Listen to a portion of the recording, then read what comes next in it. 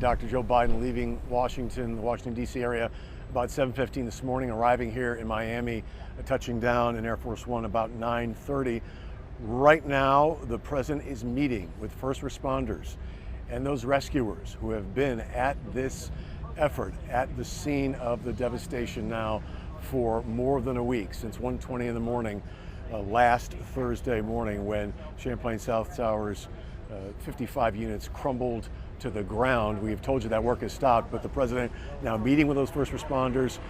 Still to come, he'll meet with the family members today, those who have lost loved ones and those still waiting for word on the 139 still unaccounted for. At the same time, the president also got a detailed briefing from law enforcement. Miami-Dade Mayor Cava, as well as Governor Ron DeSantis. The president offering to do everything he can, everything the federal government can, to help in this disaster. I think I have the power, and we'll know shortly, that to be able to pick up 100% of the costs for the county and the state over the first 30 days. I think I'm quite sure I can do that, and so we're going to do that. We need a little bit of luck, need a little bit of prayers, and we would like to be able to to see some miracles happen. And the president remarking during that briefing today in front of the press that he wanted to point out how local, state, and federal leaders working together to come together as Americans to deal with a tragedy of this magnitude, regardless of their jurisdictions, regardless of their political parties. Now today, as I said earlier, marks exactly 1 week since this all began, since the towers came tumbling down at 1:20 in the morning, and since the desperate search for survivors began in the rubble. Those crews have been working around the clock, 24 hours a day on 12-hour shifts to try to find people, hopefully still alive in the wreckage and rubble. That all stopped at 2 a.m. today. That's when they detected cracks. Officials say they saw and detected 6 to 12 inches of movement in a concrete column hanging down as part of the still standing structure at the towers. And at the same time, crack monitors sounded, meaning that cracks were expanding in the concrete. They had that some of the concrete slabs in the north and south part of the building that could send more of the building crashing to the ground are moving. That means imminent danger to those working in that area. And again, they've had to disperse and get away from the towers because of the danger. There was also movement in a large debris pile to the south of that, adding to more danger for the crews who are already putting their lives at risk. We were forced to halt operations on the collapse in the early hours of the morning due to structural concerns about the standing structure.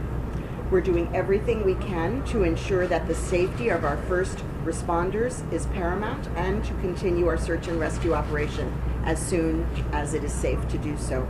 And our engineers are continuing to monitor the structure as we've paused operations to evaluate the situation and all possible options and next steps, including with the assistance of the state engineers.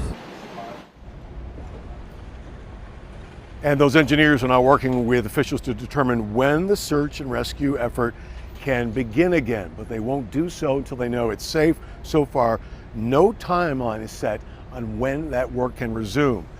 Now, our Terry Parker is here live in Surfside, as well as she has been for the last week. And Terry, welfare officials had to stop that work early this morning.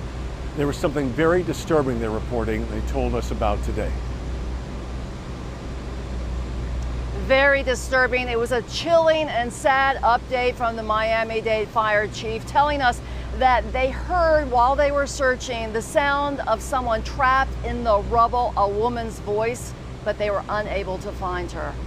Rescuers have been trying to look into those so-called voids or holes in the collapsed debris to see if anyone could be in there. Today, the fire chief telling us that during the beginning of the search last Thursday, as they were working in the original structure, they did hear a female voice. Yes.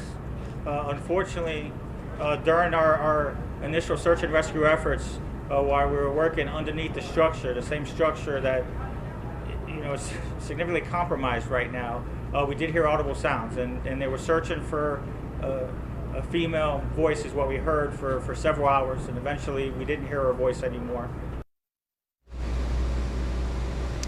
Chief Kaminsky says they continue searching, but unfortunately were not able to locate that person. 2 days ago, officials told us that they had continued to hear tappings and scratchings using their sonar from within the rubble, but they didn't know if those sounds were being made by trapped people or just the concrete settling and metal possibly constricting.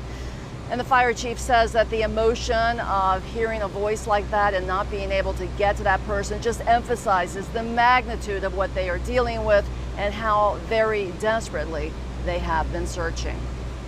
Back to you. All right, Terry, thank you for that. And last night, authorities in Surfside naming 4 more victims in the collapse, including these 2 young sisters. They found 10-year-old Lucia Guara and her 4-year-old sister Emma and their mother, 42-year-old Annalie Rodriguez. The remains of their father, Marcus Guara, were pulled from the rubble on Saturday. And now we're hearing from friends of the Guara family. Our Wakisha Bailey has more. Yeah, you know, officials were very emotional when they identified the youngest members of the Guara's families. And as you mentioned, these 2, they were not only young girls, but they were also sisters. Now, Lucia and Emma's bodies were recovered Wednesday. They passed away along with their parents, Marcus and Anna Guara, from last week's collapse. Now, family and friends say they were in disbelief as they couldn't believe the entire family died. Now, the dad, Marcus, was an athlete. He was on the rowing team at the University of Miami, and his former teammate says they were hopeful until the end. I thought to myself, I knew that if anybody could survive and get out of there, it was going to be him. I mean, this guy had, you know, that type of drive. Every day that will go by, a little bit of hope starts to leave.